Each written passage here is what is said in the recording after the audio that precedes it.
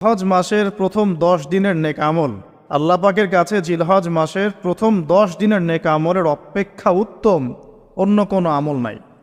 সাহাবীরা প্রশ্ন করলেন যে ওয়ালাল জিহাদু ফি সাবিলিল্লাহ ইয়া রাসূলুল্লাহ, আল্লাহর রাস্তায় জিহাদও কি নয়? নবী সাল্লাল্লাহু আলাইহি ওয়াসাল্লাম বলছেন ওয়ালাল জিহাদু ফি সাবিলিল্লাহ, এমন কি আল্লাহর পথে জিহাদও নয়। তবে সেই ব্যক্তির কথা ভিন্ন যে ব্যক্তি তার মাল এবং তার নফস নিয়ে বের হয়ে গেছে কিন্তু এটা কোনো কিছু নিয়েই ফেরত আসে নাই, মানে সে শহীদ হয়ে গেছে, সেই ব্যক্তির কথা ভিন্ন। বাকি এই 10 দিনের নেকা আমল আল্লাহ পাকের কাছে অন্য সমস্ত নেকা আমল চাইতে শ্রেষ্ঠ এবং উত্তম।